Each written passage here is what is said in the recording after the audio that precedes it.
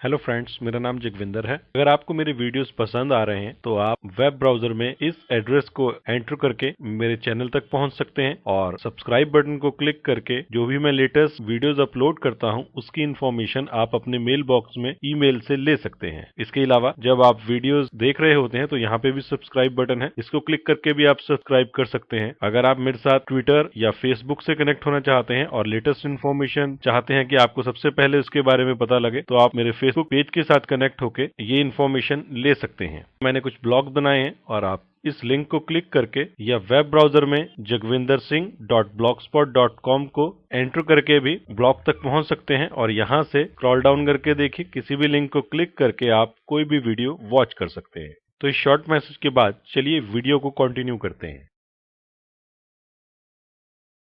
Hello friends, मेरा नाम जगविंदर है। चलिए इस वीडियो में हम जानते हैं कि हम विंडोज सर्वर 2012 में एक और सर्वर को डोमेन कैसे ज्वाइन करवाते हैं, यानी कि मेंबर सर्वर को डोमेन ज्वाइन करवाने का तरीका सीखते हैं। तो हमारे एनवायरनमेंट में हमारा एक डोमेन है और डोमेन में हमारा active directory domain controller install हुआ है जिसके ऊपर आईपी एड्रेस है 10.10.10.200। इसका मास्क 255.255.255.0 है और डीएनएस सर्वर ये खुद ही डीएनएस सर्वर है, यानी कि इसका खुद का एड्रेस 10.10.10.200 डीएनएस सर्वर एड्रेस है। और इसी डोमेन में हम एक और सर्वर को मेंबर सर्वर की तरह एक्ट करवाना चाहते हैं ताकि बाद में हम इस मेंबर सर्वर के ऊपर कुछ और सर्वर रोल्स को इंस्टॉल कर सकें। तो हमने एक और कंप्यूटर के ऊपर Windows server 2012 operating system install किया है और इसके ऊपर जो आईपी एड्रेस कॉन्फ़िगरेशन की है वो आपके सामने है, यानी कि इसका खुद का आईपी एड्रेस है 10.10.10.201। इसका मास्क 255.255.255.0 और डीएनएस हमारे एनवायरनमेंट में एक ही है जो कि डोमेन कंट्रोलर के ऊपर ही इंस्टॉल्ड है, वही कंप्यूटर एक्ट कर रहा है एज अ डीएनएस सर्वर भी। तो डीएनएस सर्वर का एड्रेस है 10.10.10.200 और लास्ट बट नॉट लीस्ट हमारे डोमेन का नाम है king.jst। तो चलिए अपने ऑर्गेनाइजेशन के मेंबर सर्वर के ऊपर जाकर इस सर्वर को डोमेन का हिस्सा बनाते हैं। यहाँ पे एक बात का आप और ध्यान रखिए कि डोमेन कंट्रोलर और इस सर्वर के बीच में प्रॉपर कम्युनिकेशन हमारा एस्टेब्लिश होना चाहिए, अदरवाइज हमारा ये प्रोसेस फेल हो जाएगा। तो चलिए चलते हैं अपने एनवायरनमेंट के मेंबर सर्वर के ऊपर। तो देखिए मैं उस सर्वर के ऊपर आ गया जिसके ऊपर हमने Windows server 2012 operating system install किया है और जिसको हम मेंबर सर्वर बनाना चाहते हैं। इसका आईपी एड्रेस कॉन्फ़िगरेशन में आपको दिखा देता हूं। इसका आईपी एड्रेस कॉन्फ़िगरेशन बिल्कुल वैसा है जैसे हमने प्लानिंग स्टेज में डिसाइड किया है। इसके डीएनएस सर्वर का एड्रेस 10.10.10.200 है। इसको क्लोज करते हैं और इसके बाद स्टार्ट पे क्लिक करके कंप्यूटर पे राइट क्लिक करते हैं और यहां से प्रॉपर्टीज को क्लिक करते हैं। तो देखिए आपके कंप्यूटर का नाम 2012 DC2 आ रहा है जो इस कंप्यूटर का नाम है। यहाँ पे चेंज सेटिंग्स पे क्लिक करते हैं और देखिए यहाँ पे चेंज बटन पे क्लिक करते हैं। डोमेन पे क्लिक करते हैं और अपने डोमेन का नाम यहाँ एंटर कर देते हैं king.jst और ओके बटन पे क्लिक करते हैं।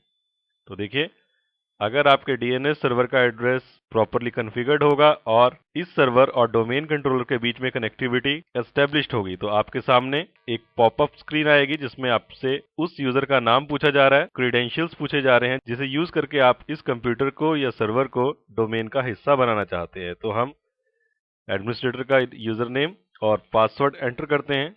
आप देखें यहाँ पे डोमेन का नाम king.jst आ रहा है। ओके बटन पे क्लिक करते हैं तो देखिए आपको दिखा रहा है कि welcome to king.jst domain. Okay button पे क्लिक करते हैं और इस प्रोसेस को कंप्लीट करने के लिए हमें कंप्यूटर को रीस्टार्ट करना पड़ेगा। तो हम रीस्टार्ट नाउ बटन पे क्लिक करते हैं तो ये कंप्यूटर रीस्टार्ट होता है। उतनी देर के लिए मैं वीडियो को पॉज करूंगा और जैसे ही ये वापस से स्टार्ट होगा तो वीडियो को कंटिन्यू करेंगे। तो मैं यहाँ पे रीस्टार्ट नाउ पे क्लिक करता हूँ।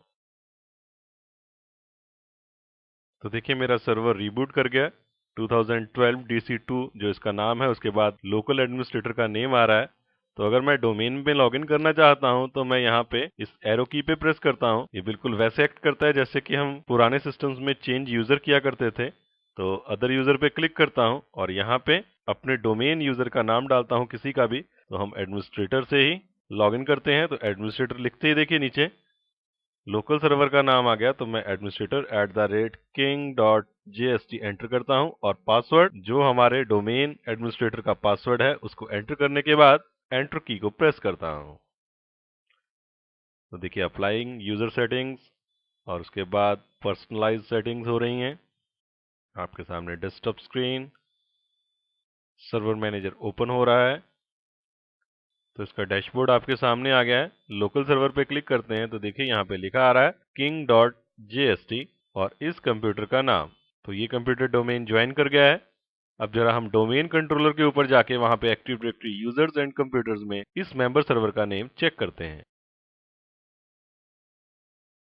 तो देखिए मैं अपने डोमेन कंट्रोलर के ऊपर आ गया और यहां से मैं टूल्स पे क्लिक करता हूं और यहां से active directory users and computers को ओपन करता हूं।